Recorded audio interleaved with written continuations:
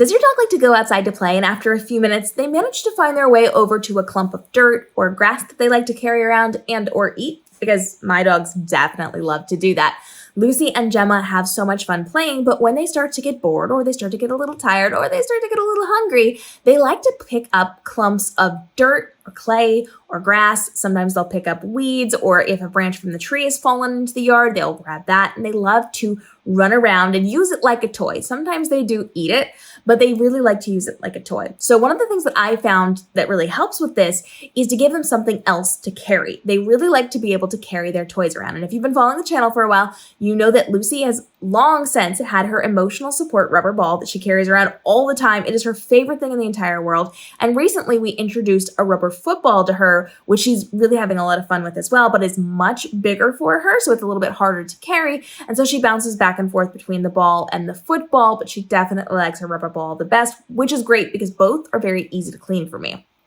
It took us a while, but we discovered that Gemma likes to carry around her frisbee. She does not like balls. She likes frisbees.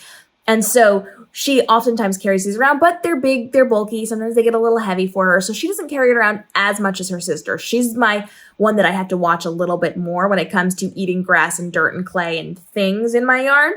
And so I started to introduce more toys to Gemma. Recently, we got a slingshot bungee neck duck, which allows me to kind of slingshot it across the yard for her to chase. And Gemma has been obsessed with that. She really likes chasing it and then carrying it around and teasing us with it, so she won't give it to us to slingshot around again until she's ready.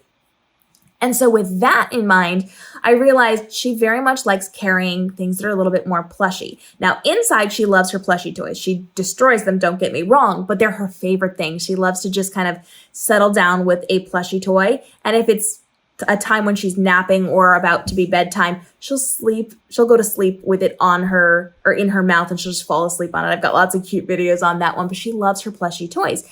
Outside, this translates as well. That plushie duck is something she really likes to carry around. And so now I've gone to the store and I've started getting some of those like tougher toys, the fire hose material type things for her to carry. And we're trying different versions of this. I just bought her a frog with some floppy legs. We just got kind of like a 3-prong frisbee, but it's plushy. We've got some of those fire hose toys as well for her to try. And she's really enjoying carrying these around. Now the duck is absolutely her favorite because I can shoot it up into the air. She can watch it and she can go catch it, and then she carries it around.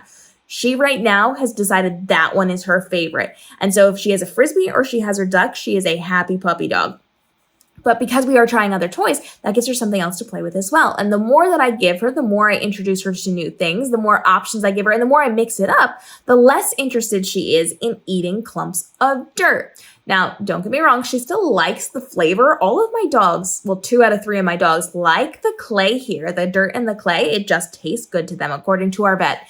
And so they will eat some of those things, but they also like to, carry it around like it was a toy ball. And so as long as you have something to occupy their kind of chewing sensations that they need as they're playing, that will help to defer them away from the grass and the dirt and digging holes and pulling things up and carrying it around from you, which we know the second they get something in their mouth that they shouldn't have is the second it becomes impossible to catch them and get it out. So we want to make sure that we're making this as easy as possible for you. So I highly recommend trying rubber balls instead of frisbees because they clean up so much better and they bounce better too. I also recommend things like the rubber footballs, which are less of a choking hazard and are big enough that are not going to go through your fence if you've got a fence like mine. I also recommend the frisbees. Frisbees can get caught on the air if it's windy. Be careful that it's not going to go outside of your fenced area or, heaven forbid, into a window or something like that or down by the road. So throw low if it's windy. Go with heavier things if you can for when it is, not calm weather outside. And then try some of those heavier duty plushie toys. They will get a little bit on the dirty side, but I have designated outside toys that I keep right inside of my house in a bin so that, they can't get anything else dirty. They do not come upstairs. They do not touch my carpets. They do not get past the landing. And so we have dedicated outside toys. You can do that as well. And then you can carry them with you. You can send it straight out with them when they go out to play, or you can hold that until they get a little bored and introduce it to them at that point. But this is a really good opportunity for you to see what toys they like to play with outside. It's really good for enrichment, and it's really good for giving them something to occupy themselves so that you do not have holes in your grass in your yard, because they wanted to take a bite. Follow along for more ideas on dog enrichment and how you can live your best pup style life so that you can thrive as a dog parent and your dogs can have fun outside without ingesting all of the junk that's outside in your yard. We'll see you in the upcoming episodes as we continue to help you navigate the world of being a dog parent.